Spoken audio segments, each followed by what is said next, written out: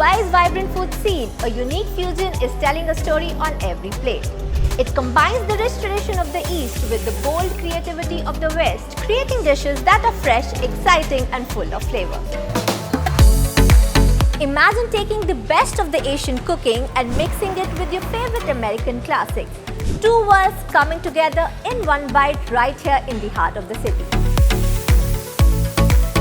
Hi, I'm Anush and welcome to the 5th episode of 7 Days 7 Plates. Today I am here at Cheung's, an award-winning restaurant in downtown Dubai, known for its unique blend of Asian and American flavors.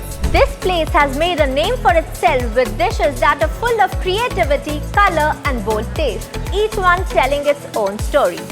Now let us head inside and meet the chef behind it all.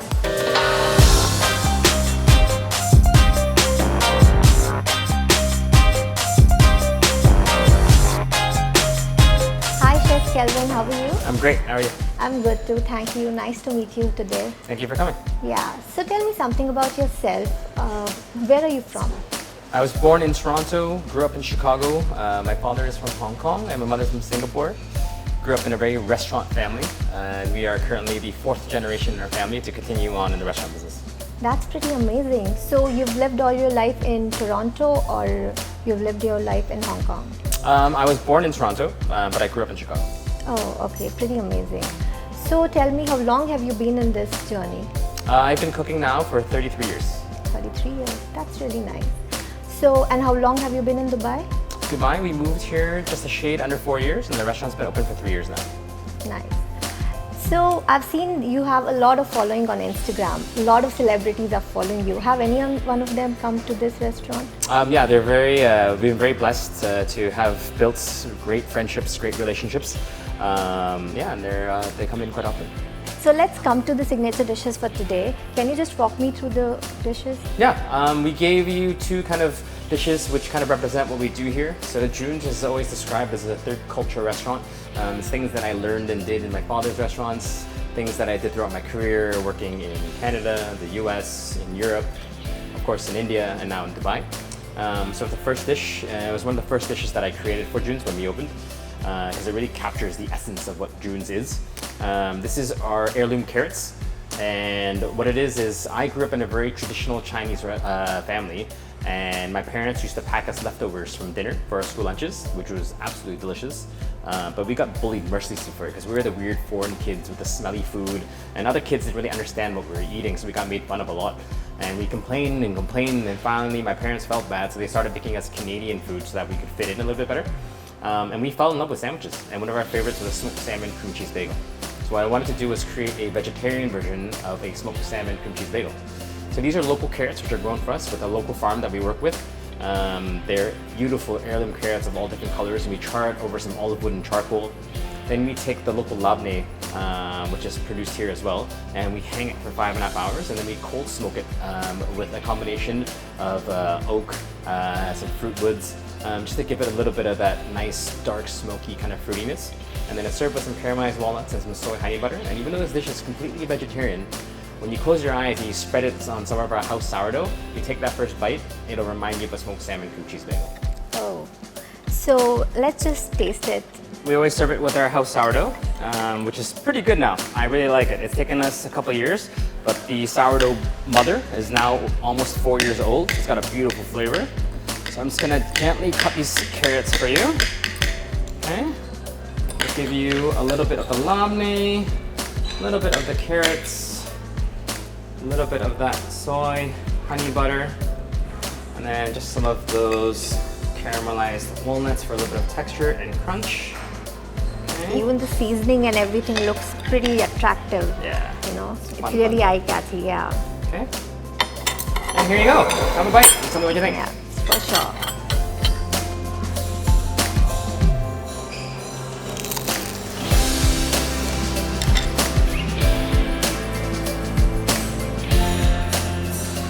It's really creamy, like, I really like the taste of it. Because it's cool, because you get 5 types of smoke, and it will really hit home. If you have ever had smoked salmon, cream cheese, and a bagel, it's exactly what it tastes like. I really loved it.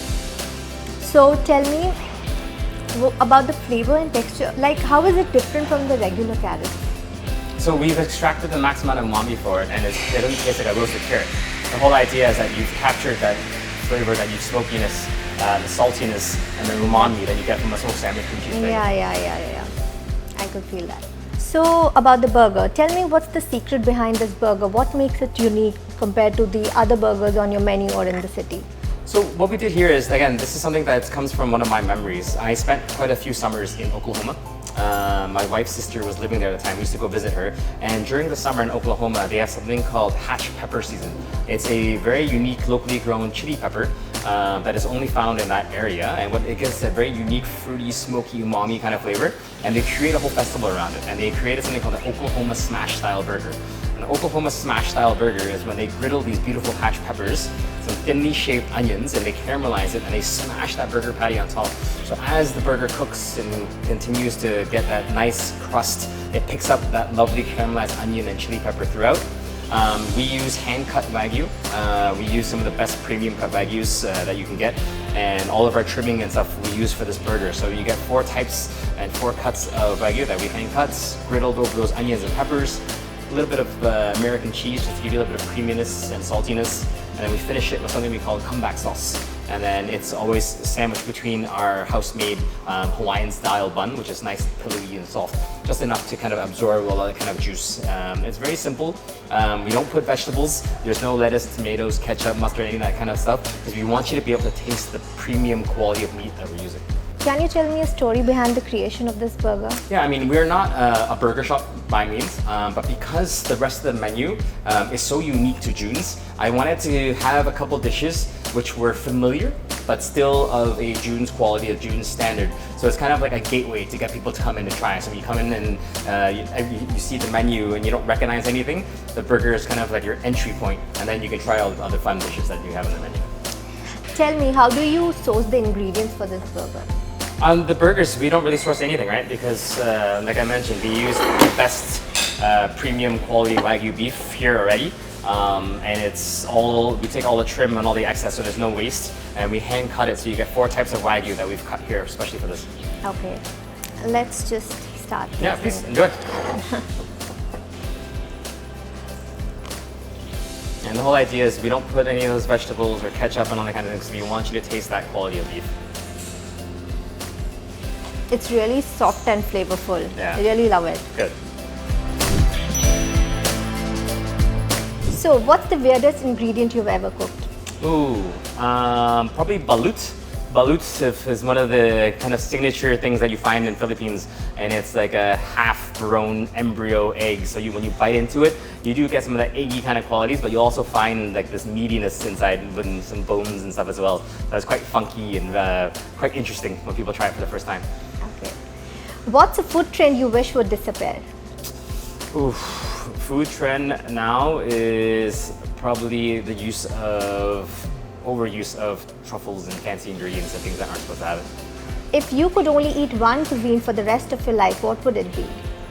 The one cuisine, Chinese. I think Chinese is the most complex and diverse kind of cuisine that you can find. Okay. So if you weren't a chef, what would you be doing? I was supposed to be a doctor. I went to med school. Oh. Your favorite food memory as a kid? Probably very early on, and it's why we got into this. My parents at the time were busy with the restaurant, so they would send us down to the bakery. And me and my brother, when we were 4 and 6, we would just sit there and make almond cookies and fortune cookies, and that's what we served in the restaurant. So what's one dish you've always wanted to master but haven't yet?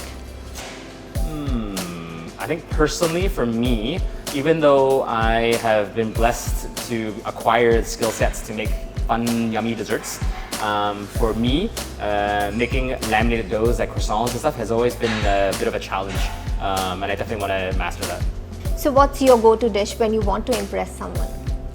I think a lot of things that we do, especially if it's just at home, it's part of my childhood.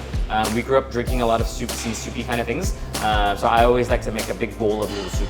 Thank you, Chef Kelvin, for having me here, and I really love the experience over here. And thank you for sharing such incredible dishes with us. Amazing, thank you. Thank you for coming. Yeah, you're welcome. Well, that's a wrap for today's episode here at June's. In the next episode, we are heading to a whole new spot with a brand new menu with another chef bringing something special to the table. Until then, let us know in the comments below what would you like to try first, the rainbow heirloom carrots or the burger. We would love to hear what you think.